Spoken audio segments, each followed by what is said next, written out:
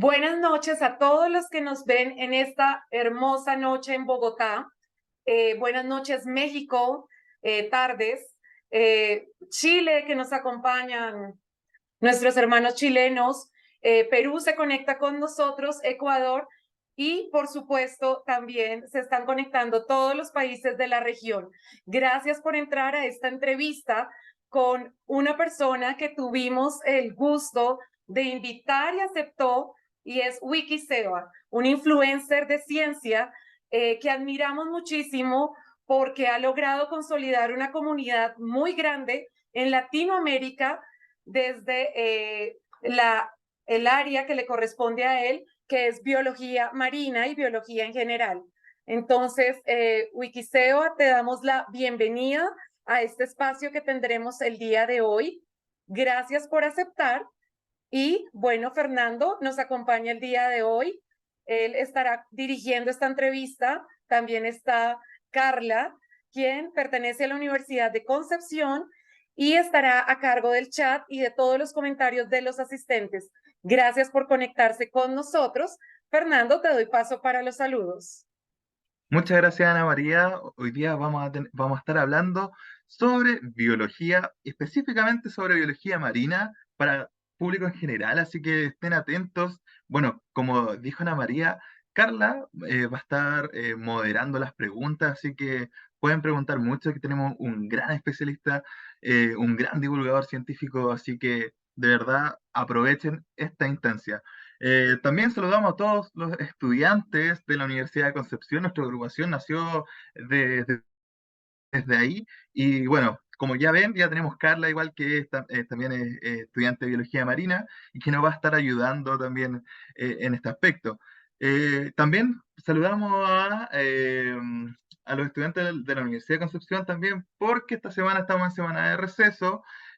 Así que pasando las fiestas patrias acá en Chile, comiendo harta empanada, tomando terremoto y con muchas cositas ricas, comiendo pajaritos. Así que, bueno, y contarles también que muchos yo creo que ya saben que Sebastián es chileno de nacimiento, nacido en El Salvador, Chile, y ahora también es un mexicano, como él mismo lo expresa, no sé si de tomo y lomo, puedo preguntarle después a él. Así que eso, Ana María. Eh, Sí, también queremos recordarle al público, para los que no lo conocen tanto, Sebastián tiene un canal de habla hispana, el más importante en YouTube. Ha sido galardonado con premio en YouTube por ser un influencer, el más importante de la región en ciencia. Adicionalmente, tiene 2.7 millones de seguidores en TikTok. Tiene un Instagram con 117,000 seguidores, un Facebook con 150,000 seguidores y las cifras hablan solas. Es el influencer de ciencia más importante en Latinoamérica en este momento en biología general y hoy vamos a aprender con él de unos temas muy interesantes. Estuvimos todo el equipo reunido pensando qué podemos aprender de ti y por eso te invitamos a esta entrevista. Esta entrevista va en transmisión en vivo y quedará pues en el canal de YouTube de la Liga de la Ciencia ONG Chile. Fernando, entonces te doy paso para que expliques cómo va la entrevista el día de hoy. Muchas gracias, Ana María. Bueno, esta entrevista va a estar dividida en dos partes, principalmente, en donde la primera parte haremos preguntas aquí en Zoom, desde Bogotá, Colombia, Ana María, yo desde Concepción, Chile, acá. Así que, y la segunda parte, Carla, quien es estudiante de Biología Marina de la Universidad de Concepción, leerá los comentarios o preguntas del público. Así que aprovechen de preguntar, que es una muy buena instancia para aprender. Ana María, te silenciaste. Fernando, ¿me das un Sí, segundito? Voy a habilitar el chat que me están comentando. sí, Dame un segundo sí. para confirmar. Dame un segundito que me están comentando que está deshabilitado. Un segundito. Un segundito que estoy habilitando chat. Sí, sí. Eh, Bueno, acá. por mientras saludamos a Wikiseba, a Sebastián. ¿Cómo estás, Sebastián? Por mientras Ana María arregla lo del chat, cuéntanos cómo estás. Sí, pues dar las gracias, emocionado, debo admitir que también un poco nervioso, hace mucho que no me entrevistan, así que y más sobre un tema que salí hace rato de la universidad, así que estoy un poquito en desuso en lo que es biología marina, pero vamos a hacer ahí su máximo esfuerzo. Estoy más al día en divulgación, pero vamos ahí a aplicar la divulgación, que es mi área. Sí, efectivamente, llevo 4 años ya viviendo acá en México. Sentí un poquito de tristeza porque el 18 acá no es día libre, así que tuve que trabajar. Últimamente he estado trabajando de profesor para unos alumnos de ingreso acá en México de medicina, entonces me tocó trabajar el 18 de septiembre y no pude comerme una No. empanada de pino como corresponde, que aparte cuesta mucho conseguirlas acá, pero bueno, así que así estamos por aquí, por estos rumbos. Pero se junta ya la comunidad chilena. Pues, siendo honesto, yo creo que la mayoría de los chilenos lo medio saben, los chilenos no somos muy tan de abrazo, por decirlo así, entonces se juntan, pero como en fechas específicas como esta. El resto del tiempo como que los chilenos no se hacen mucho caso en el extranjero, si soy honesto. Así que, como que, hola, hola, y ya. Y Así que sería, se me ha tendido a pegar más el acento mexicano porque tiendo a compartir más con mexicanos, si soy honesto. claro, no hubo un intercambio, o sea, pregunto por si si te juntaste con la comunidad, porque a lo mejor ahí podían compartir empanadas o Sí. terremotos. Pero, pues como me tocó trabajar, pues no pude. O sea, se juntan en un sector de acá que se llama Polanco, que queda, pues me quedará como a 2 horas en automóvil. Entonces, entre trabajar y eso, no me daba el tiempo para ir. No, Si no, si hubiese ido, y pues sí, habían terremotos, habían empanada de pino. Estaba todo lo que se necesitaba para pasarla bien y pues me tocó no pasarla bien ese 18, así que, o sea, la pasé bien, hice mi propia comida acá en casa nomás. ya, ahora tenemos habilitado el chat. Listo, Muchas problema gracias, Ana María. solucionado. Bueno, venimos entonces al tema que nos corresponde el día de hoy. Nuestro público está súper ansioso y súper feliz de tenerte en este espacio. Wikiseba, de nuevo, gracias por aceptar la invitación. Y bueno, quisiera preguntarte algo que me surge para las personas que hemos ido a ver ballenas. Las ballenas jorobadas llegan a diferentes partes de Latinoamérica. Se pueden ver acá en Colombia, pero también se pueden ver en Ecuador. Específicamente estuve en Montañita, Ecuador, hace unos años viendo las ballenas. Y la primera pregunta va hacia ese tema. Quisiera preguntarte, Sebastián, ¿por qué vienen las ballenas aquí al Pacífico y al Atlántico en Latinoamérica? ¿Por qué viajan tantos kilómetros? ¿Cómo se ubican? ¿Y qué las trae acá? Cuéntanos un poco de esto.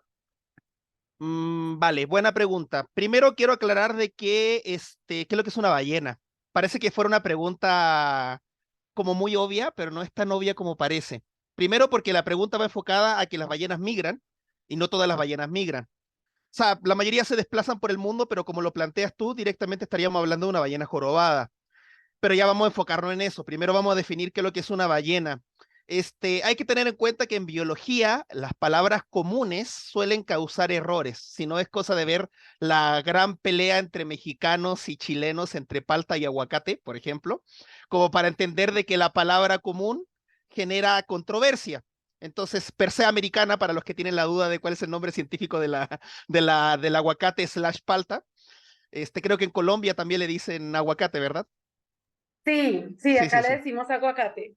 Sí, entonces justamente para evitar esos conflictos se crearon estos nombres científicos, nombres binomiales, y pues entonces, diferenciaríamos una ballena de lo que no es visualmente? Pues directamente lo que no tenga dientes, o lo que tenga barbas, eso sería una ballena. Entonces alguien me va a decir, pero ¿qué pasa, por ejemplo, con el caso de los cachalotes? Los cachalotes son ballenas con dientes, pues directamente no son ballenas, son cachalotes, como lo dice la palabra. Son más cercanos a un delfín de lo que son a una ballena realmente. Entonces eso es lo primero que me gustaría dejar claro y que siento que es un dato interesante, que no todo lo que le llamamos ballena es ballena. Igual el caso de las orcas le llaman ballena asesina, pero las orcas son delfines. Esas directamente son delfines y es el delfín más grande que existe en la Tierra actualmente. Ahora, con el caso específico de las ballenas jorobadas y sus migraciones, pues tienen dos migraciones, una zona al Pacífico y la otra zona al Atlántico. Las migraciones que tienen hacia el Pacífico, justamente como tú lo mencionabas, hacia Colombia, Ecuador, hacia toda esa región, están muy bien ya estudiadas por distintos científicos y tiene que ver con la temperatura. 25 grados Celsius es la temperatura promedio de las aguas en donde está la región del Ecuador. Entonces, cuando llega su momento de apareamiento, de tener a sus crías, pues se van de la zona antártica y viajan hasta la mitad del planeta para poder tener a sus bebés ballenitas, ballenatos. Pero en el caso del Atlántico no está claro el motivo. Ahí sí hay una discusión todavía en la comunidad científica de por qué migran al Atlántico. Yo tengo mis hipótesis propias. Hay que tener en cuenta de que así como lo hacen las aves que se guían por el polo magnético, tienen este sentido que se llama magnetorrecepción o sentido magnético, también se le llama. Pues lo mismo lo tienen las ballenas, pero versión acuática. Saben a dónde está el polo norte. Básicamente tienen una brújula biológica incorporada en su sistema. Entonces, una de mis hipótesis es que simplemente, pues, América parte el polo y se confunden y se van hacia el Atlántico, tratando de llegar hacia el Ecuador. Ese podría ser uno de los motivos, tal vez. Pero todavía, como digo, es algo que está en debate de por qué migran hacia el Atlántico. En el Pacífico, aparte de la temperatura, otro de los motivos es porque es más tranquilo en esa parte del Pacífico donde está Colombia y Ecuador. Hay menos embarcaciones, está un poco menos contaminado. Hay que tener en cuenta que el impacto humano también es determinante para la decisión de las ballenas hacia dónde van a migrar. O sea, la brújula se guían, pero pues también tienen razonamiento para decir, como que me late, me tinca un poquito más este sector para venir a hacer mis actividades veraniegas, digámoslo así. Sería como la respuesta a grandes palabras. Muchísimas gracias, Sebastián, por la aclaración. No sabía que no todas, o sea, pensé que migraban al Atlántico y al Pacífico, no sabía que puede ser un desvío en ese caso. O sea, eso sí es algo muy nuevo, la verdad. No lo tenía claro. Sí, bueno, como digo, es hipótesis propia, puedo estar equivocado, Sí, pero por eso es hipótesis, porque la verdad no pero, se desconoce el motivo por el que se van al wow. Atlántico. Ujú. Igual son muchos kilómetros para llegar. Sí, sí, totalmente. Increíble. No, y son Bueno, animales enormes, así que su fuerza muscular para desplazarse esos kilómetros, pues lo amerita por el wow. resultado que es lo que buscan todos los seres vivos al final, perpetuar su especie. Ujú. Gracias, Sebastián. Sí, bueno, con respecto a las ballenas, no me voy a meter mucho porque yo no sé mucho de ballenas. Lo que sí quiero recomendar una científica que es inglesa que hace rato que está en Chile o se lo pasa aquí en Chile que trabaja en la Universidad de Concepción, que es Susan Buchan, que estudia el canto de las ballenas. Ella es muy seca y bueno, un documental que le puedo recomendar es Wild Chile, que ahí sale un poco de ella, no hablando específicamente de ballenas, pero un documental muy, muy bueno. Eh, bueno, la siguiente pregunta que tenemos, y aparte un gran tema de investigación ahí, ¿por qué las ballenas se van al Atlántico? Un misterio, Sebastián. Bueno, la segunda Como nos ven pregunta que tenemos, estudiantes y tienen para una tesis, ojo. sí, sí, ahí tenemos ya, Carla, ya sabes. Sí, bueno, la segunda pregunta es con respecto a lo largo que, bueno, Steven Spielberg hizo algunas películas de tiburones, me acuerdo, muchas películas, después empezó las películas de comedia de tiburones, últimamente, bueno, ya no sé si un tiburón, a lo mejor lo puede explicar el megalodón, que es como una especie de tiburón gigante, Ujú. pero ¿por qué se registran ataques de tiburones blancos humanos? ¿Podría hablarnos un poco de estos peces cartilaginosos que han adquirido mala fama? ¿Darnos algunas características, aspectos llamativos de estos? Ok, tú diste la clave, ahí mismo la palabra es Steven Spielberg, de por qué la gente le tiene miedo a los tiburones, fue muy infundado por él, la verdad es que sí, ok, es verdad, el mayor registro de ataques de tiburones viene de tiburones blancos, principalmente los segundos son los tiburones toro y tigre, pero ese mayor registro son 5 muertes al año. Estamos hablando que cuántas muertes hay por vacas, miles al año, por vacas. ¿Cuántas muertes hay por el mismo ser humano al ser humano al año? millones. O sea, estamos hablando que el tiburón blanco realmente no mata a nadie. O sea, 5 muertes al año no es nada. Y alguien va a decir, sí, pero ¿por qué ocurren esas muertes? Sí hay un motivo por el que ocurren esas muertes. Hay un debate y muchos lo van a argumentar tal vez por cosas que han visto en documentales, pero todavía sigue siendo muy debatible. Pero lo que tiene un poquito más de fuerza es confusión. O sea, piénselo de esta manera. Tenemos un surfista, el surfista está todavía nadando camino hacia la ola, todavía no se levanta en su tabla de surf, sino que va camino hacia la ola. Entonces tenemos la tabla de surf, tenemos los brazos y las piernas hacia los costados, el tiburón ve desde abajo, pues parece una tortuga marina. Entonces el tiburón se confunde. Ese es el principal motivo. ¿Y por qué sabemos o por qué pensamos que es el principal motivo? Porque la mayoría de los ataques registrados por tiburón blanco, que se registran al menos unos 100 ataques al año y no son mortales, el tiburón muerde y escupe. O sea, se da cuenta de que lo que mordió era algo que no le gusta. Está confundiendo sus presas marinas por presas que no son marinas. Y pues sí, se ha hecho estudios con tiburones un poquito más pequeños, se le ha puesto sangre en la nariz de peces y se vuelven locos, y le pone sangre de persona y es como, "Bleh", como que sangre de persona no me late. Entonces, el tiburón es un animal que se alimenta pues de animales de su entorno. Entonces, ahora alguien va a decir, sí, pero esos ataques han dejado sin piernas a una persona. Es porque la cantidad de Newton, la fuerza que tiene la mandíbula de un tiburón blanco es brutal. Entonces, cuando se confunde, pues se confunde con gana. O sea, se confunde, pero se puede confundir y dejarte sin una pierna, lamentablemente. Ahora, una de las cosas que hay que tener en cuenta es de que muchos de los ataques que han resultado ser mortales, o sea, que el tiburón terminó devorando a la persona, estaba la persona metiéndose a nadar donde dice no se meta a nadar aguas infectadas de tiburones. ¿Qué implica que el agua esté infectada de tiburones? Que los tiburones no tienen mucho que comer, tienen hambre. Pues se mete un animal, pues no se van a poner de regodiones. Ah, no, es que yo quiero comer solo peces hoy. No, pues ya entró un animal, voy a aprovechar de comer este animal que se metió acá. No va a hacer distinción de que es una persona o no.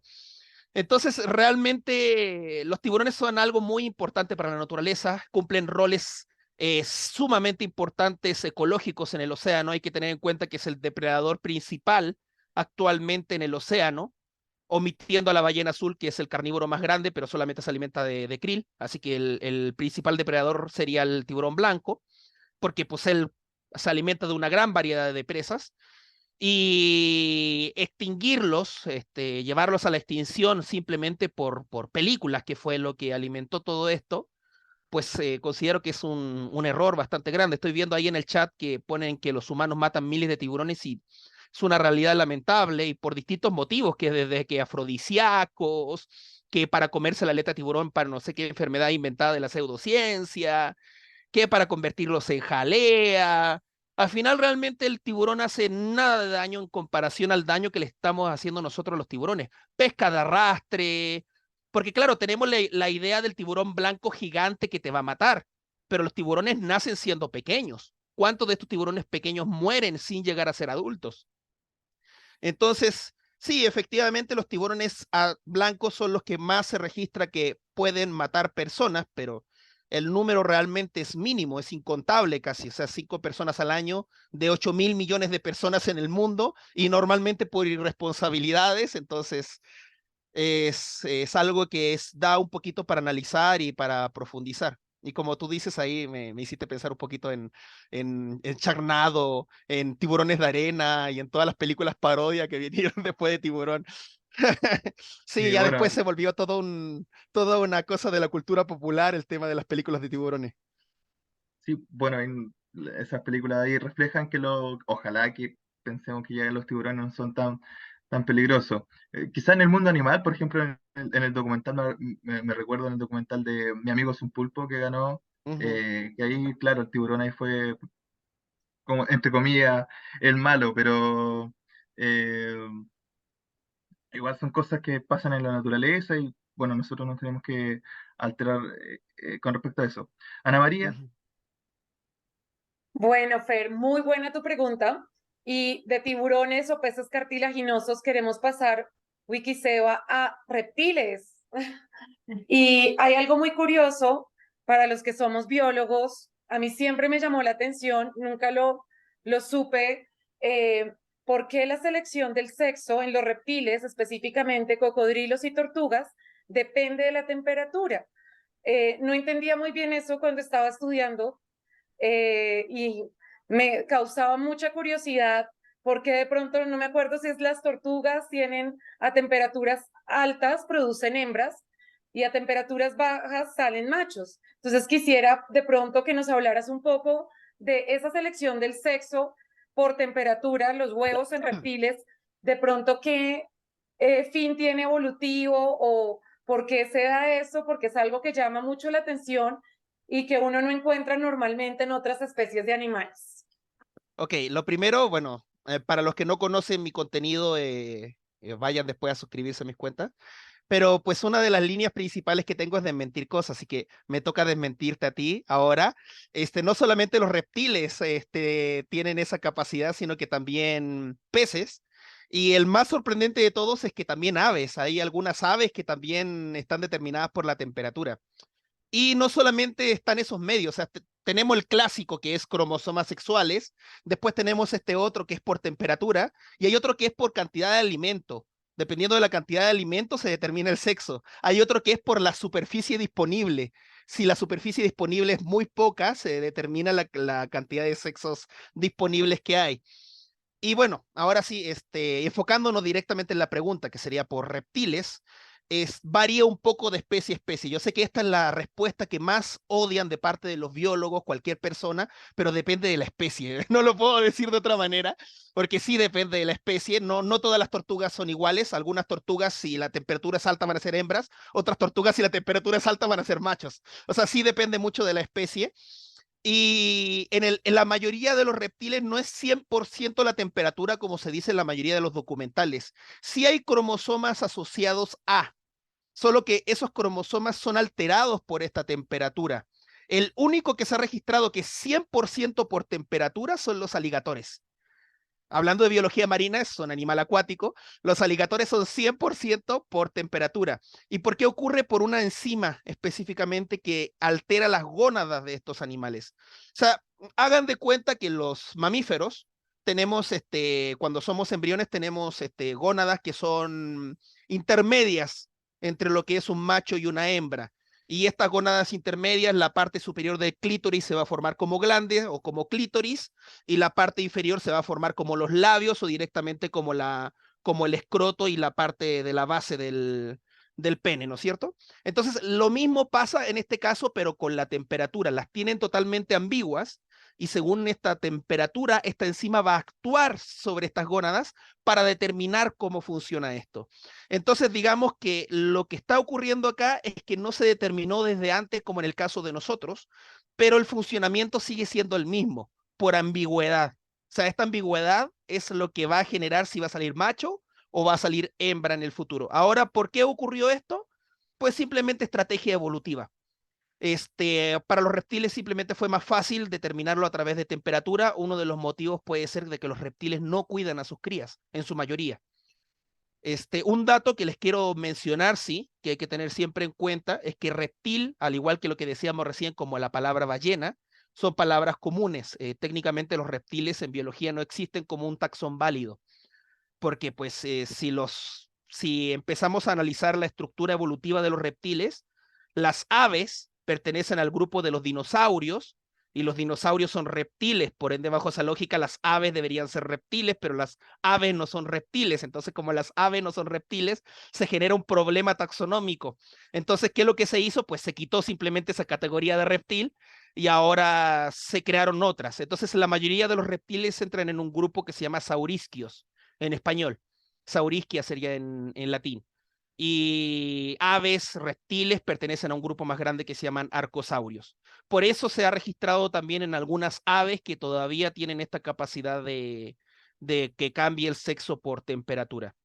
Ahora, más a profundidad, qué enzimas y qué genes son los que participan para que pueda existir este cambio de sexo, les voy a ser honesto que la verdad no tengo ni idea porque no me acuerdo ya de esa materia. La vi en la universidad en su momento, pero ya con los años se me ha ido olvidando. Tendría que repasarla para acordarme de los nombres de los genes y así. Pero pues en resumen es eso, son enzimas que participan en un gen para que la ambigüedad de sus gónadas determine si van a ser machos o hembras. Con respecto a la temperatura media, normalmente los reptiles hacen un agujero. Entonces, los huevitos que van a quedar al medio de arriba van a tener un sexo y hacia abajo van a tener otro. Pero qué sexo va a estar determinado, pues eso va a depender de la especie, como lo decía recién. O sea, un grupo de lagartos o reptiles van a ser machos y el otro grupo van a ser hembras. Entonces, no es tan así como lo decías al principio. En tortugas son hembras si son a tal temperatura, depende de la tortuga, realmente. Wow. ¿Y esto no complejiza los programas de protección de tortugas? Te quería preguntar si conoces programas o este manejo de la temperatura que cambia el sexo de las tortuguitas, ¿eso no complejiza o qué programas, no sé, qué sabes de eso? Pues yo fui rescatista de fauna cuando tenía como 20 años más o menos. Ahora tengo 34, como más o menos haga la idea. Fueron mis inicios en la divulgación de la ciencia. Y me tocó trabajar con tortugas marinas y lo que se hacía directamente era pues manejarlo por los datos que ya se tienen de cada especie. O sea, no es que cambie por cada individuo, sino que cambia por cada especie. O sea, ya se sabe, por ejemplo, voy a dar un ejemplo porque no me lo sé de memoria, la tortuga laúd, con tal temperatura hacia arriba van a salir hembras y con tal temperatura hacia abajo van a salir machos. Entonces ya sabemos que la incubadora tiene que estar a tal temperatura si queremos estimular más hembras o más machos. Muchísimas gracias, Sebastián, por la aclaración. Genial. Perdón por interrumpir, pero quiero decir que sigan a Wikisebas y a la Liga de la Ciencia. No puedo hablar por el chat porque tengo problemas, no sé, pero eso. Y quería aclarar eso. Pero eso, un recordatorio que nos sigan ambos en Instagram y en YouTube. Eso, perdón. Gracias. Sí, sí, bueno, como dice Carla, aprovechen de seguirnos en redes sociales y aprovechen también que ya vi que están escribiendo sus preguntas. Al final, Carla va a leer todas sus preguntas para entregárselas a Sebastián, así que ahí vamos a tener un momento. Así que solamente les pido paciencia porque vamos a seguir entrevistando a Sebastián y haciéndole muchas preguntas sobre biología, específicamente biología marina. Eh, Ahora, bueno, esto me recuerda un poco a la siguiente pregunta, a un capítulo de Futurama. No sé si hay algunos que son fanáticos de Futurama, a lo mejor se van a acordar un poco, pero Jorge es una famosa tortuga de las Islas Galápagos que murió sin reproducirse. ¿Puedes hablarnos sobre la longevidad de las tortugas y qué hace tan fascinante estos animales? Hoy, quiero primero hablar un poquito de Jorge el Solitario, de George, también le llamaban George el Solitario. Para los que no lo conocen, pues primero hay que tener en cuenta de que existen varias especies de tortugas gigantes en las Galápagos. Y esa era una de las especies de tortuga gigante y era la más grande de la cual se sabía que se había extinto y se había vuelto a encontrar, creo que en los años 70, más o menos aproximadamente. Entonces, cuando se volvió a encontrar, pues hubo un revuelo para buscarle pareja y qué hacemos si solamente tenemos a un macho, de dónde sacamos a una hembra. Los primeros intentos de reproducción fue traer hembras de especies diferentes a ella, pero cercanas, lo más cercanas posible para generar híbridos y más o menos mantener su pureza a través de las generaciones. Hay que tener en cuenta romper un poquito el mito de las mulas. Yo le llamo el mito de las mulas porque son las que generan el mito. No todos los híbridos son infértiles, depende del híbrido del que estemos hablando. Entonces, justamente por eso se estaba buscando que se reprodujeran con tortugas cercanas de otra especie, pero muy cercanas, para que estos híbridos salieran fértiles y poder generar una línea nueva de tortugas de Galápagos para su conservación. Pese a todos los esfuerzos, lamentablemente nunca se pudo reproducir y cuando se hicieron las necropsias, para los que no conocen la palabra, una necropsia es como una autopsia, pero en animales no humanos. Cuando se hicieron la necropsia, George, al final resultó ser que era infértil. O sea, es lamentable, irónico incluso, que la última tortuga que quedaba viva de su especie resultara ser infértil. Y por eso, a pesar de que se les trajo esperma, a pesar de que muchas veces las hembras sí pusieron huevos, ninguno de los huevos dio descendencia. Y no solamente es algo irónico para reflexionar, sino que es algo que nos da a entender la importancia del impacto humano sobre otras especies. Recordar que nuestra especie ha hecho un impacto tan grande que estamos en una sexta extinción masiva, se llama antropoceno.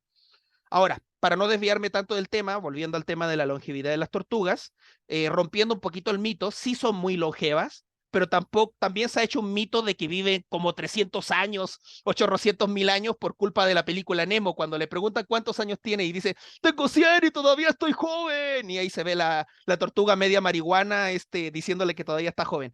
No, la verdad es que el promedio de una tortuga son como 80 años, y ustedes van a decir, pero 80 años no es tanto. La verdad es que eso en animales es bastante.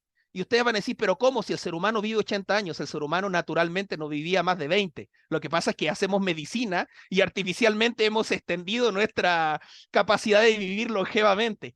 Pero pues algunas tortugas sí pueden superar los 100 años y superar su propio promedio de vida, y como lo fue el caso de George. Ahora, ¿qué mecanismos ellas tienen para eso? Es algo que se está estudiando todavía, pero parte de los mecanismos que han permitido que ellas puedan vivir tanto es que son inmunes a muchas enfermedades.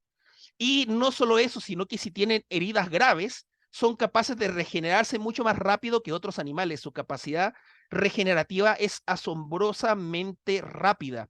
Esa mezcla de estos dos factores, el que sean inmunes a muchas enfermedades, que sean inmunes incluso a enfermedades como el cáncer. O sea, ojo, no estoy diciendo que a una tortuga no le pueda dar cáncer, pero es extremadamente difícil que les dé. Lo mismo pasa con las ballenas y con el caso de la rata topo desnuda, que el caso de la rata topo desnuda ahí es increíble, a esa simplemente no le da. A esa no hay forma que le dé cáncer a una rata topo desnuda. Pero en el caso de las ballenas y en el caso de las tortugas, no estamos seguros si les podría dar, porque no hemos encontrado un caso de, mira, esta tortuga tiene la facilidad de que le dé tal tipo de cáncer. Tienen sistemas dentro de ellas para que no les dé, bueno, a grandes rasgos hay un gen que se llama P53, que es el gen que se encarga de regular los genes que se llaman oncogenes. ¿Qué es lo que es un oncogen? Genes del cáncer. Entonces, ¿qué es lo que pasa en el caso de nosotros cuando nos da cáncer? Pues, bueno, uno de los casos de cómo nos da cáncer, se nos muere este gen y pues se nos activan los genes de cáncer. Entonces, en el caso de las tortugas, ellas saben cómo hacer que no les pase eso por algún mecanismo evolutivo, y esa es una de las claves de su longevidad.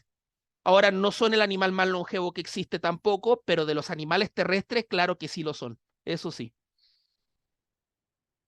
Genial que nos expliques eso, porque de P53, el guardián del genoma, queríamos pasar a un tema también súper importante, sobre todo en Chile y en todos los países que comparten la Antártida, y son los pingüinos.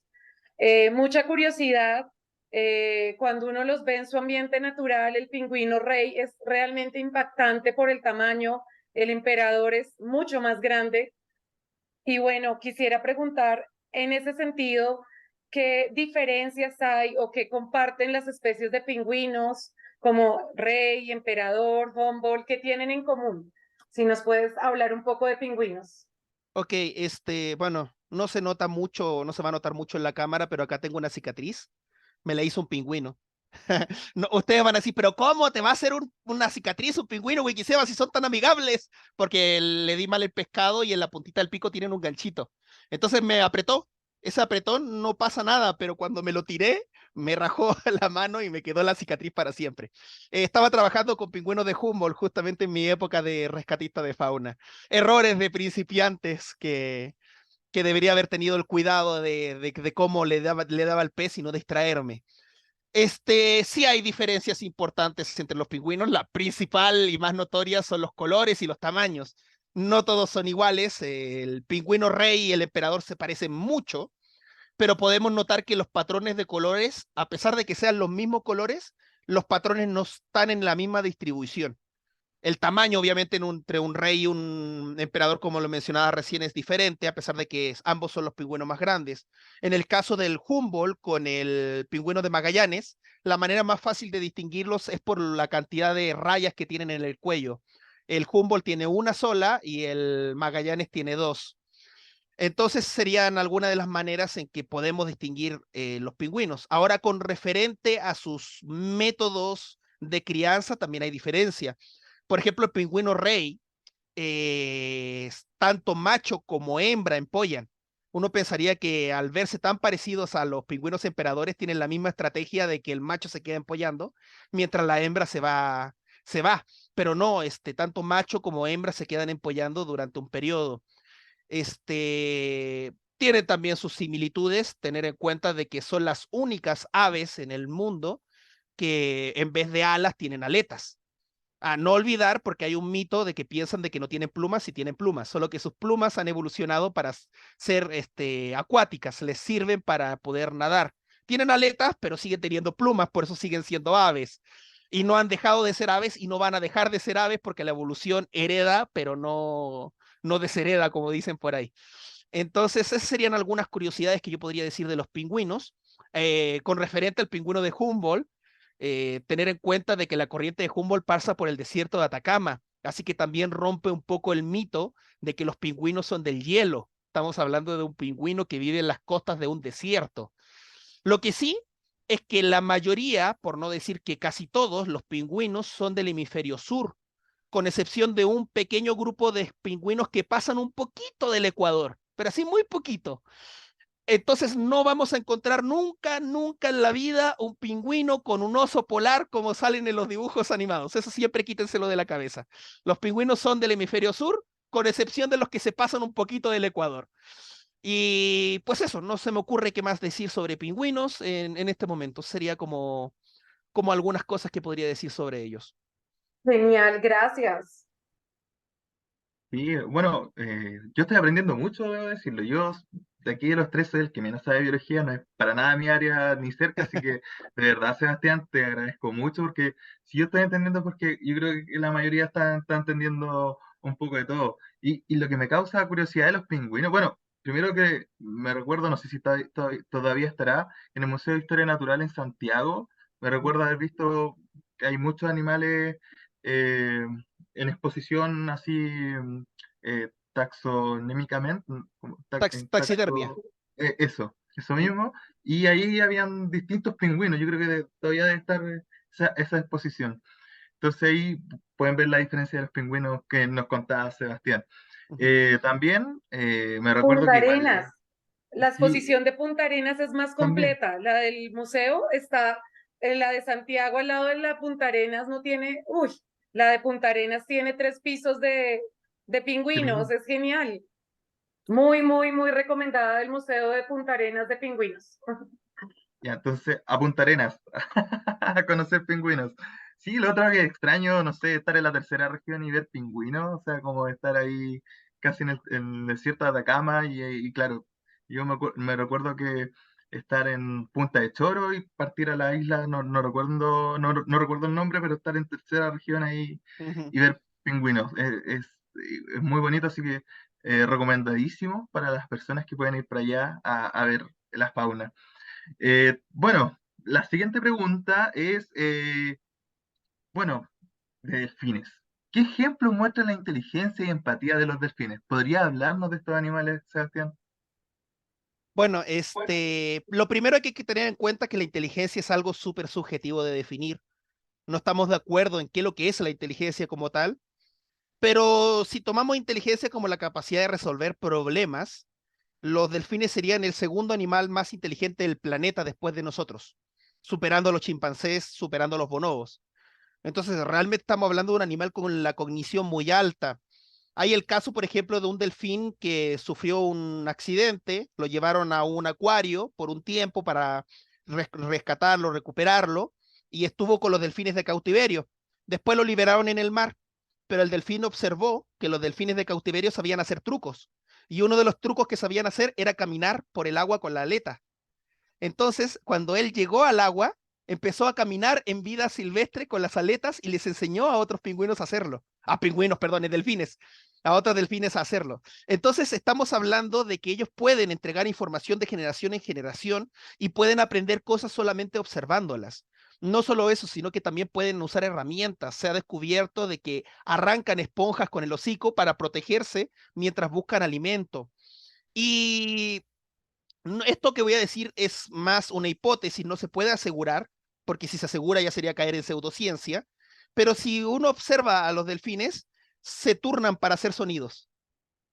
Y no solamente se turnan para hacer sonidos, sino que grupos de delfines de otras regiones no se entienden o pareciera no entenderse con grupos de otros delfines, lo que nos da la sensación, o se ha planteado la hipótesis, de que tal vez tienen idiomas y manejan acentos. Entonces, hay tal vez un lenguaje más complejo de lo que uno esperaría en un delfín. Y con delfines hablo en la gama de delfines, no solamente el delfín clásico, sino que también las orcas. Entonces, los delfines tienen una inteligencia impresionante, casi como la del ser humano. Solamente no se califican como nosotros porque no han construido algo tan complejo como lo nuestro. Pero aquí les lanzo otra idea de tesis, pues si les construyéramos un exoesqueleto a los delfines que tuvieran pulgares opuestos, ¿los delfines serían capaces de construir cosas como las de nosotros? Ahí les dejo esa duda. Creo que se le cayó el internet a Ana. Desapareció ahí. Ana María, sí, Sí. pero sigamos nomás. O entregué Estamos demasiada aquí, seguimos información. nosotros. Entregué demasiada información de delfines y el gobierno No, me yo hizo creo, desaparecer. puede ser, puede ser. Pero, pero Carla es la que tiene que hacer las tesis, así que Carla, ya van 2 tesis ya propuestas. Sí, sí, Y ahí tengo harta idea aquí en el sí, futuro. sí, ahí volvió. Pero sí, Ahí volvió. los Ya, delfines se me cayó el tienen, internet, sorry, no sé qué pasó. fueron los delfines que sabotearon el live, Sí, decía yo.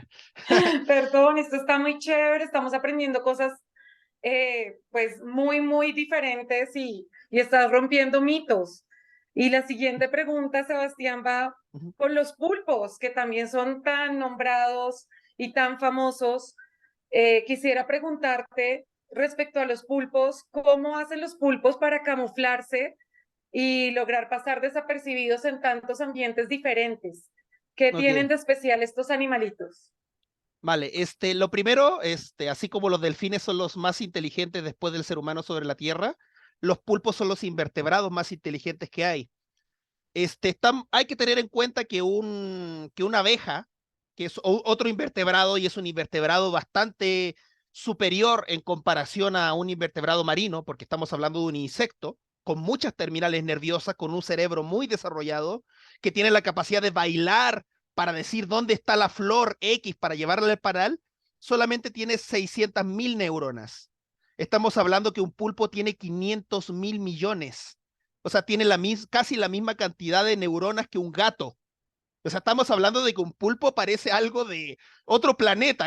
Parece tan de otro planeta que de verdad hay una hipótesis que da vuelta donde se habla de que parte de su genoma podría haberse capturado desde otro planeta. O sea, tampoco es tan descabellado pensarlo desde un origen panspermico, como se dice, pero no es comprobable a día de hoy. Pero sí los pulpos aparecieron incluso antes de los peces. Estamos hablando de que nosotros somos la línea de los peces directamente, que es la línea de los vertebrados. Y nuestra evolución está basada en la estructura inicial que nos dieron los peces. Y los pulpos aparecieron mucho antes que nosotros con unas habilidades pero increíbles. No solo son inteligentes, sino que cambian de colores, como que es lo que vamos a hablar ahorita, escupen tinta, no tienen absolutamente nada duro. No hay nada duro en un pulpo. Los calamares incluso tienen una concha interna. Los pulpos nada, por ende pueden pasar casi por cualquier hueco. Alguien me va a decir, pero ¿qué pasa con la boca? Bueno, sí, la boca es lo único durito que tienen y tienen un cartílago que protege el cerebro. Tienen 3 corazones y más encima, aparte de escupir tinta, su sangre, que realmente se llama hemolinfa, es de color azul porque tiene un componente que se llama hemocianina. Entonces, más encima, es un animal, pero raro, eh, que entre ellos cambia un poco. O sea, no es como que podamos decir, los pulpos son tal y tal, su cerebro funciona tal y tal, porque sus lóbulos cerebrales varía también un poquito dependiendo de la especie. Normalmente cuando uno investiga en internet y pone por qué un pulpo cambia de color, vas a encontrar como respuesta los cromatóforos, que son unas células especializadas que le permiten a los pulpos cambiar de color, que se contraen y se agrandan dando este espectáculo de colores, pero no es el único motivo por el cual cambian de color. Son realmente tres motivos por el cual cambian de color. Hay unas células que son reflectantes, hacen esto. Esas células reflectantes le permiten poder reflejar la luz, como lo dice la palabra. Después tenemos los cromatóforos que le permite generar todo el proceso de cambio de colores y más encima los músculos los contraen generando rugosidades. Entonces tenemos unos pulpos que literalmente en menos de un segundo parecen algas. En menos de un segundo parece un coral. En menos de un segundo se convierten en un tablero de ajedrez. Hay un documental donde les pusieron un tablero de ajedrez en el mar, el pulpo llega y le aparecen franjas blancas con negro. O sea, es asombroso. Ni los camaleones pueden hacer eso. O sea, los pulpos están con el mejor camuflaje de la historia. Y uno dirá, ¿por qué los pulpos hacen eso? Porque estamos hablando del animal más blando del planeta. O sea, está expuesto a una gran cantidad de depredadores. Por ende, tiene que tener una gran cantidad de herramientas para poder defenderse. Y una de esas es justamente su camuflaje increíble para poder desaparecer en el entorno. Literalmente desaparece. Entonces ahí tú, por ejemplo, mencionabas lo de mi amigo el pulpo. O sea, tienes que tener una empatía muy grande con ese pulpo para que el pulpo se deje ver por ti. Porque si no, el pulpo, si te considera una amenaza, no lo vas a ver ni aunque quieras. Es muy, muy difícil observar un pulpo, incluso, porque, por ejemplo, alguien me va a decir, sí, pero está el caso del pulpo de anillos azules y el caso del pulpo tanto y que yo los puedo observar. Hay pulpos que son ambiguos, que ni siquiera tienen está definido claro cómo lucen.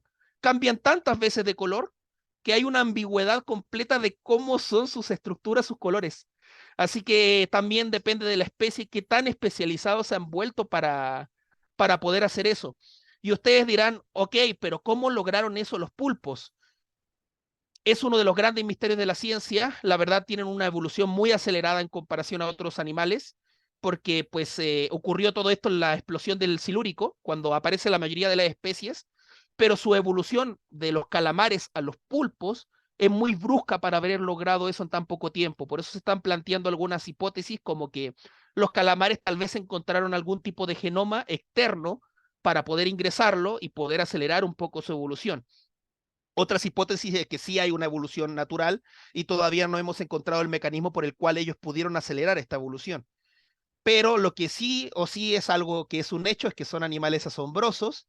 Me tocó trabajar, y voy a agregar la palabra lamentablemente, con pulpos, porque pues era un estudio donde teníamos que sacrificarlos, bastante ricos también porque me los comí después, pero sí era lamentable en el momento porque sí te ponen unos ojitos que tú dices, ah, pues me da tristeza, pero ya cuando se morían decían, ah, bueno, pues ya están ricos con arroz. Pero sí, sí son animales interesantes, que incluso varios de ellos me podían después con el tiempo reconocer. O sea, recuerdo que, porque, bueno, no sé si saben, pero son animales semíparos. O sea, eso quiere decir de que cuando se reproducen, mueren. Entonces eran pulpos que ya estaban destinados a morir. No vayan a creer de que los extraje porque sí eran parte de un estudio de reproducción de pulpos. Entonces, varios de ellos me podían reconocer y cuando yo entraba al laboratorio, lo primero que hacían era escupirme agua. Me odiaban así, pero me odiaban con todo el corazón. Y obviamente, pues estaba manipulándolo a los pobres que no, hasta yo me odiaría así si me tuvieran en un laboratorio. Pero con eso se puede más o menos entender su nivel de inteligencia porque podían reconocer mi rostro sobre el de los demás.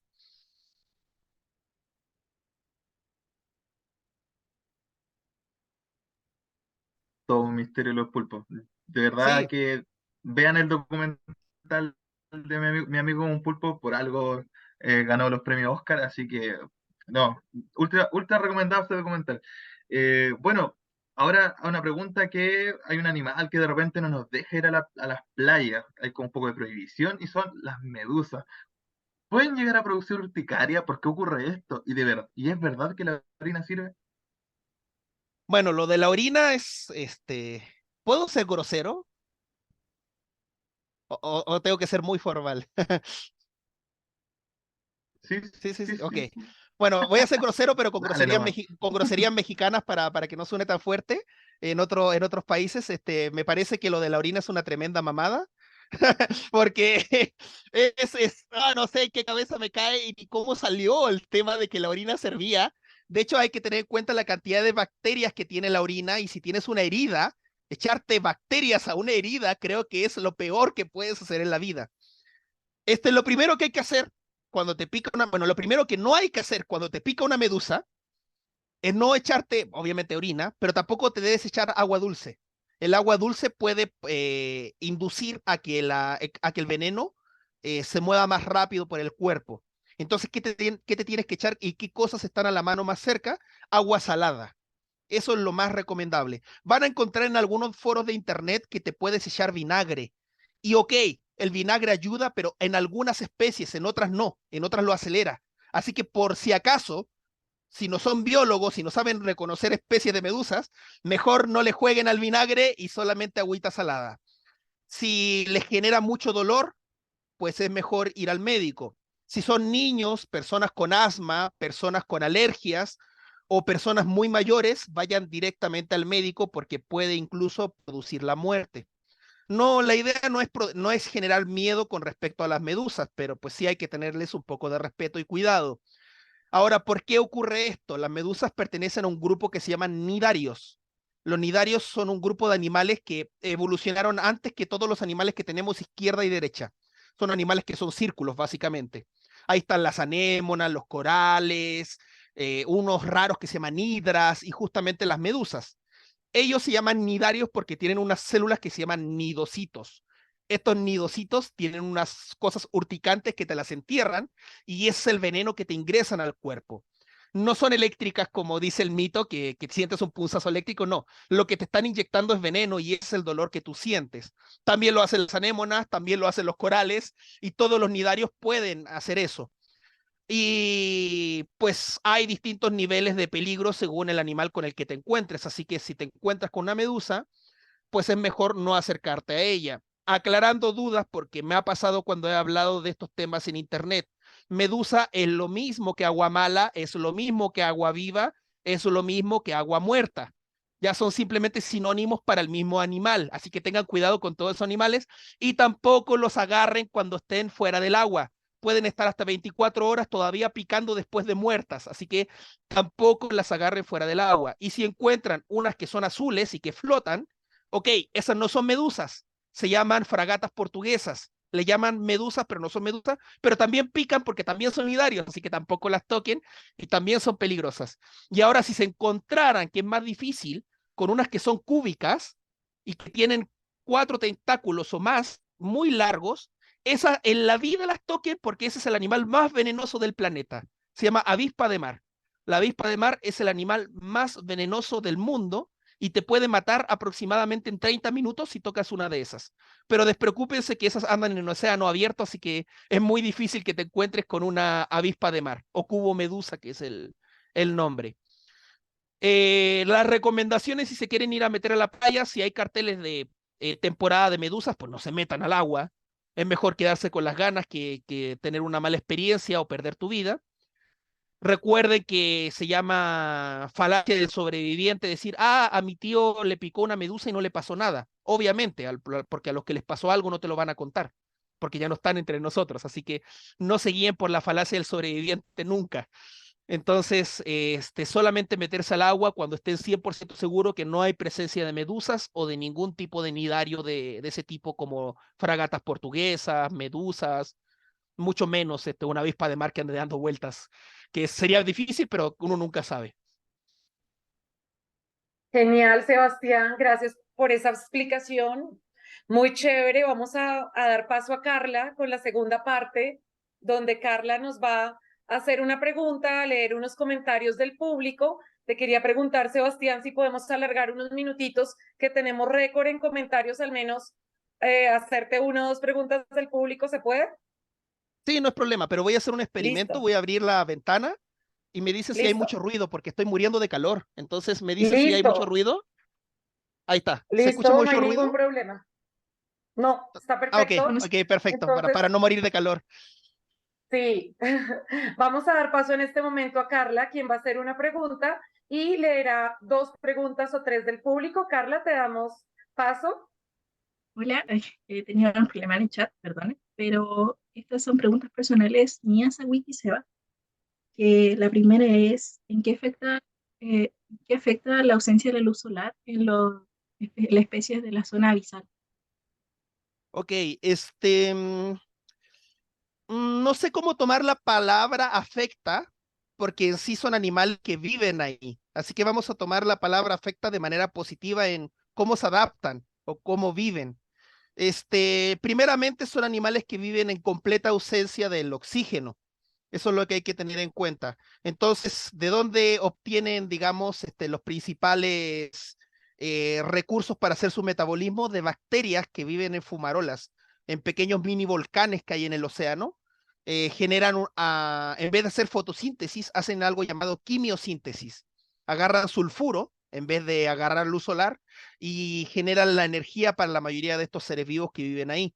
Muchos de ellos están acostumbrados a vivir con mucha presión, entonces por ende cuando los sacas se deshacen o se desarman. Por ende muchos de ellos han optado por no tener huesos directamente si son animales vertebrados o sus huesos son blandos.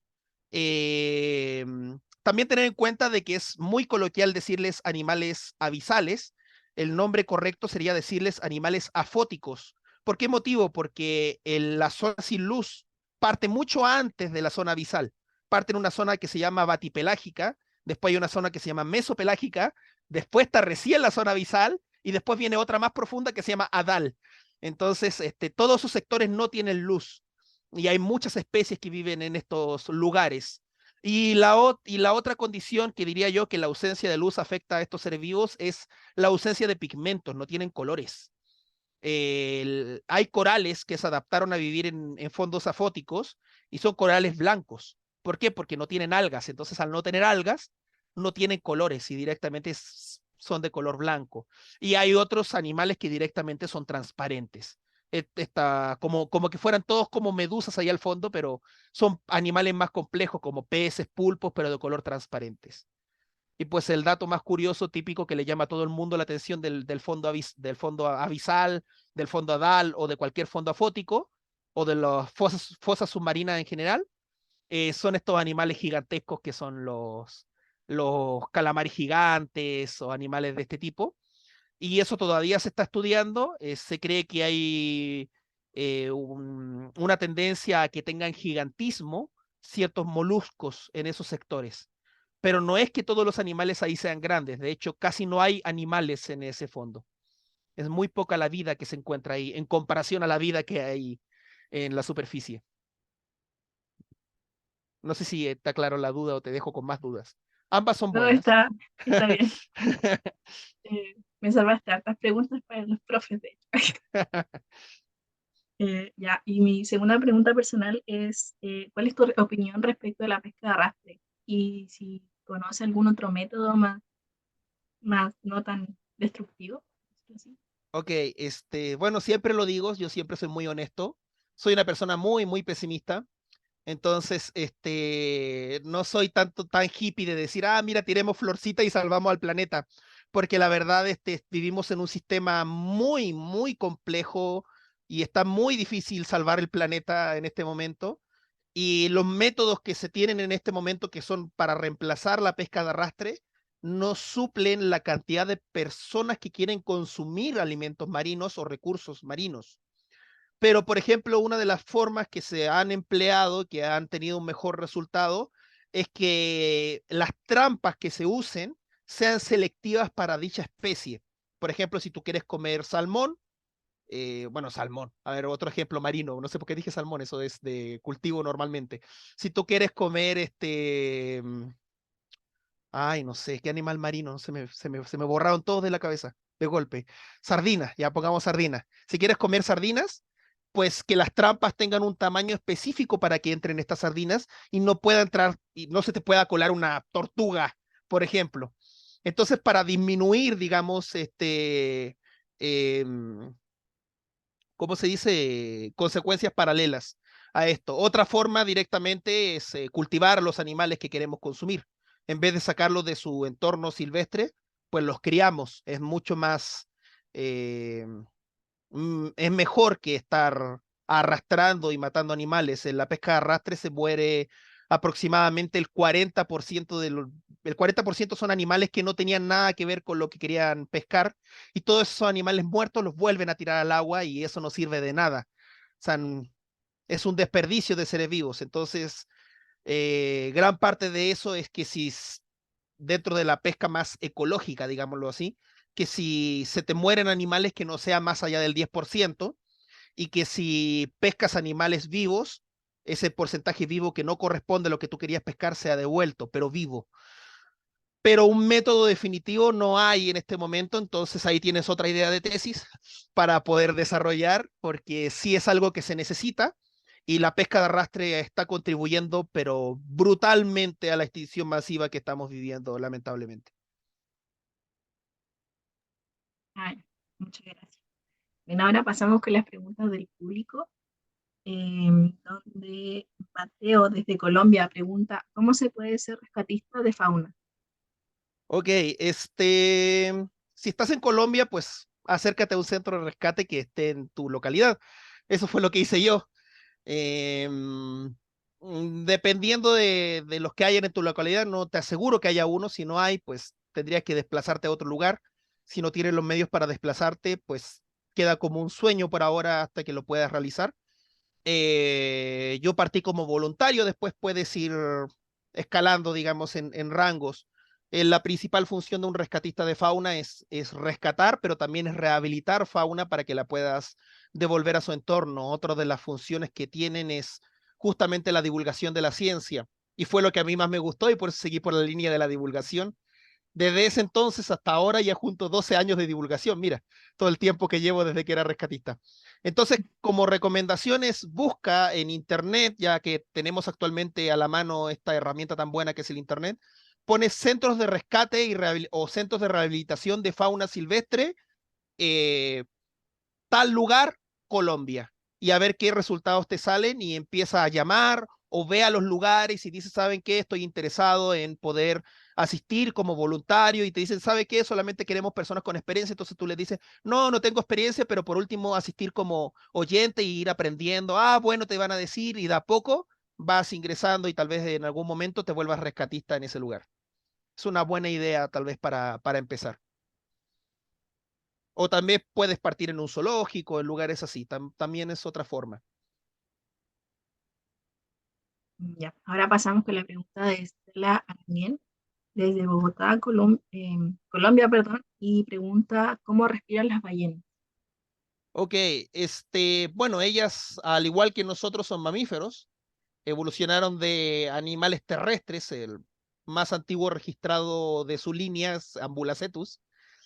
Su nariz se desplazó hacia la parte de arriba y se llama actualmente espiráculo o respiráculo. Entonces, para poder respirar, tienen que salir a la superficie todavía a respirar aire. No pueden respirar del agua como los peces. Entonces tú me dirás, ¿pero cómo lo hacen? Pues aguantan la respiración, la aguantan 2 horas aproximadamente.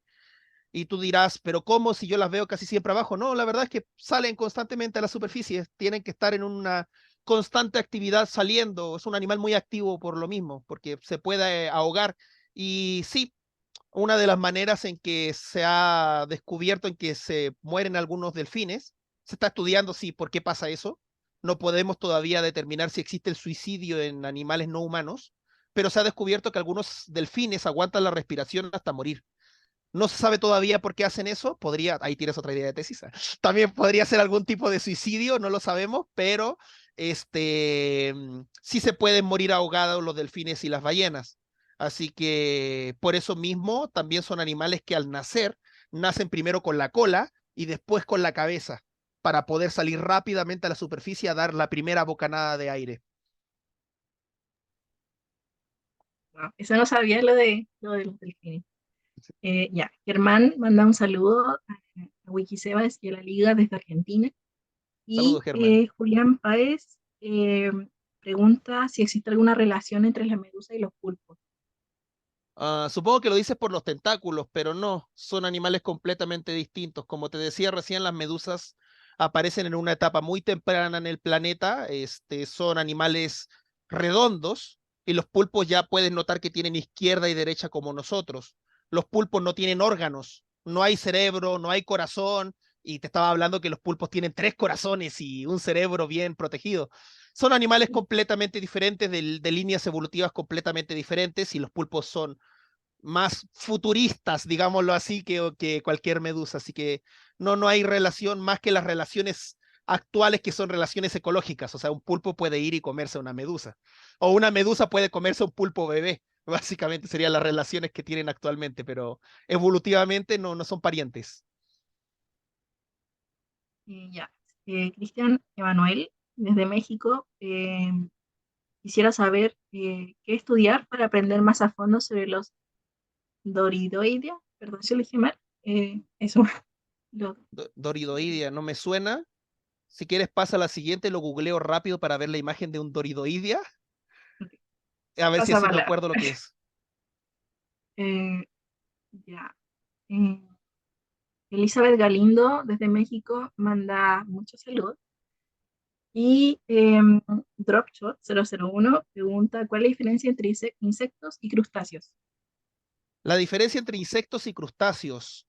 Pues hay varias principales. La primera es que los insectos solamente tienen un par de antenas y los crustáceos tienen dos. Ya, o sea, normalmente cuando observamos a un cangrejo le vemos unas antenas, pero tiene otras chiquitas más abajo. Esa es la principal, bueno, una de las más notorias. La otra es la cantidad de patas. Un insecto tiene seis patas, o sea, 3 pares, y un crustáceo, pues le varía dependiendo del crustáceo. Los decápodos tienen 10. Entonces, la cantidad de patas es otra diferencia. La dureza. Los crustáceos son mucho más duros que cualquier insecto. Y pues, obviamente, el medio ambiente. Los insectos son pioneros en dominar el aire. No existe ningún crustáceo con alas. Solamente los insectos son los que, bueno, y son el único invertebrado que aprendió a volar. Así que, porque podría decir que la tierra, pero sí hay crustáceos de tierra. Los chanchitos de tierra o cochinilla, como le digan, o insecto bolita, realmente son crustáceos, en su mayoría, porque hay otros que son 100 pies. 1000 pies, perdón, pero en su mayoría son crustáceos.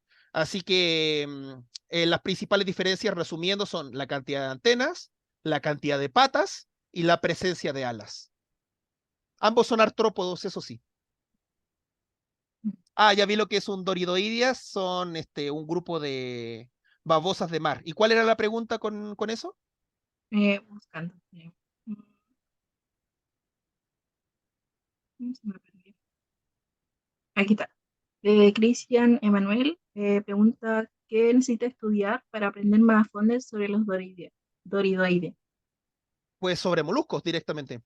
La ciencia de los moluscos se me olvidó, tiene un nombre específico. A ver, te la digo en un segundo.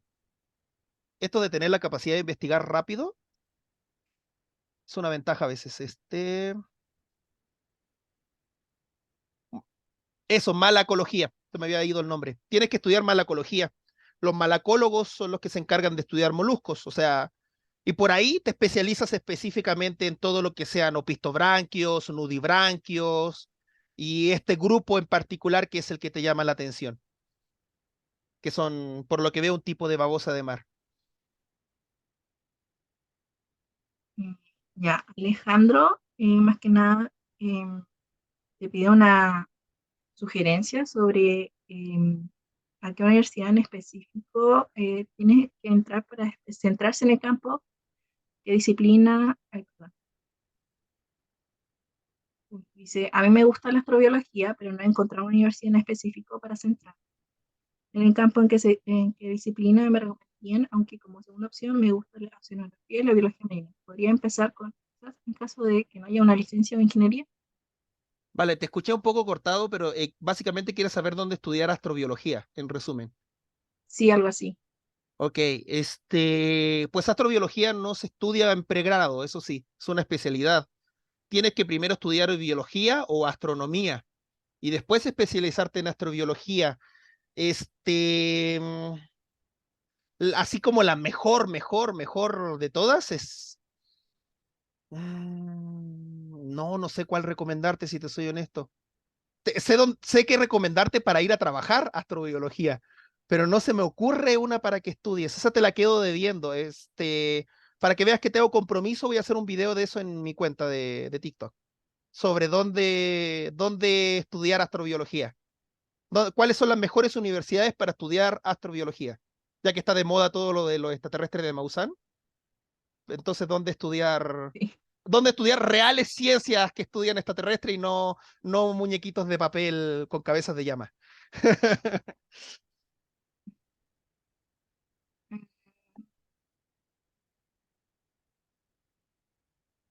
Matthew de Colombia pregunta si podría explicar un poco acerca del blue.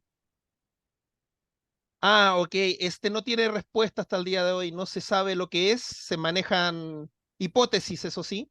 Para los que no saben a lo que se refiere él, es un sonido que se captó, un sonar, y el sonar era casi como tan potente como 40 ballenas azules, por ende se sabe que no era una ballena azul. Así que lo más probable al día de hoy, porque no se repitió nunca más ese sonido, es que no sea de origen biológico, sino que haya sido un glaciar cayéndose. Y ese fue el sonido que fue captado. Pero nunca tuvo una respuesta como tal y por lo mismo se descarta la presencia de un megalodón, como dicen por ahí, o algún animal monstruoso marino, porque si fuera algo biológico se hubiese repetido. Así que muy probablemente sí fue algo más puntual, como la caída de un glaciar o similar. Ya, Valentina López también pregunta por qué determinar el sexo por la temperatura. ¿Cuál puede ser la ventaja que confiere que a cierta temperatura el sexo sea uno u otro? Mm, pues son mecanismos que les sirvieron en su momento y les siguen sirviendo hasta el día de hoy. No diría que tiene una ventaja mayor o menor sobre la presencia o no de cromosomas sexuales. Pero como dije recién, pues estoy un poquito oxidado con ese tema en particular como para dar una respuesta más concreta. Ya, Julián Páez pregunta si los delfines superan a los cuervos en inteligencia. Sí, es el segundo, como dije, es el segundo animal más inteligente después del ser humano. O sea, cualquier otro animal que me mencionen va a estar bajo el delfín y bajo el ser humano.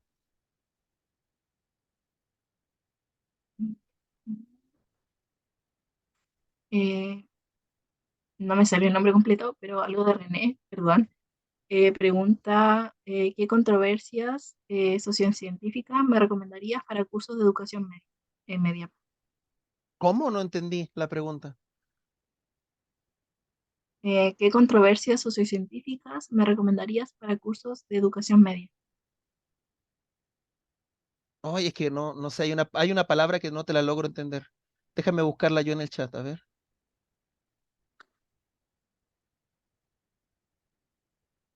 Ah, no la veo. Ah, ya la encontré. ¿Qué controversias sociocientíficas me recomendarías para curso de educación media? Am, la extinción, sí o sí es un tema que se tiene que tratar en un curso. El antropoceno. Supongo que eres profesor. Ah, ahí está, salud. Eso me faltaba el contexto que me dijeras que era profesor. Ay, perdón. El antropoceno, yo creo que es un buen tema que podrías tratar con tus alumnos, porque es algo que se tiene que tratar ahora ya y es un tema controversial. Ujú. El otro tema que yo creo que es importante, también es sociocientífica, es sobre la responsabilidad social que tiene la ciencia.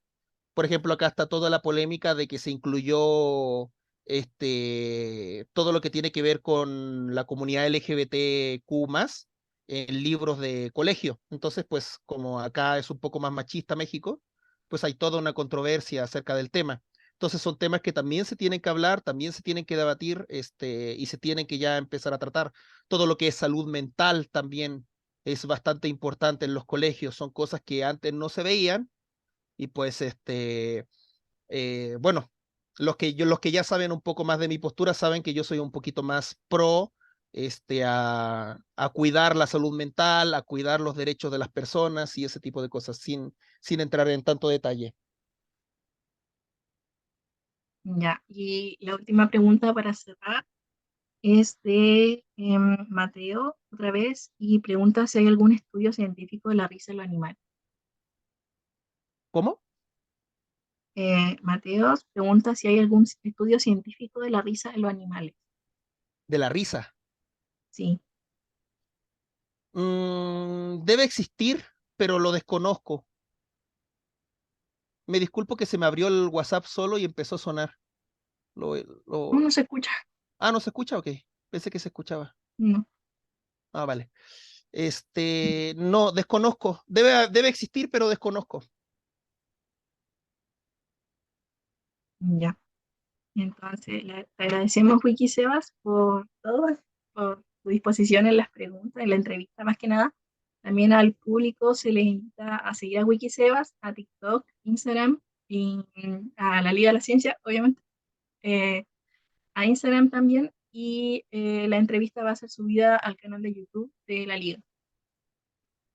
Vale, muchas gracias por la Wikiseba, invitación. Muchas gracias al público que se conectó, muchísima gente aquí en Bogotá, Colombia. Gracias, corazoncito, a todos los colombianos. En México, un abrazo gigante a todos mis amigos en Puebla que están conectados. Un abrazo muy, muy, muy grande a toda la gente, a todo el público de la Liga Fiel que viene conectándose a todas las charlas y que ya salimos de Chile. Obviamente al público local, un fuerte saludo y abrazo a todos en Concepción, Chile, pero quiero agradecer especialmente a todo ese público fiel que se viene conectando con nosotros y que veo reiterativamente nombres que ya aparecen, gracias a Mateo desde Bogotá, Cristian en Puebla, México, gracias Rocío, gracias a todo el público que se conecta. Solo les puedo dar las gracias por estar con nosotros en todos los eventos. Wikiseba, gracias, mil y mil gracias por extender el tiempo porque sabemos que eres una persona súper ocupada y nos diste 15 minutos más, en serio, mil y mil gracias. Muchas gracias a ustedes por la Corazoncito, invitación. corazoncito para todos en todos los países. Sí, muchas gracias, Wikiseba, de verdad. Agradecidos de Chile Concepción, agradecidos de la Liga de la Ciencia ONG. Bueno, y también aquí a los chilenos, sobre todo a los estudiantes de la U de Conce, sigan disfrutando el 18, sigan comiendo empanadas y terremotos, que ya después el gobierno los quita. Así que sigan aprovechando que después, bueno, vienen todos los certámenes y todo eso que se viene duro, se viene dura la vida.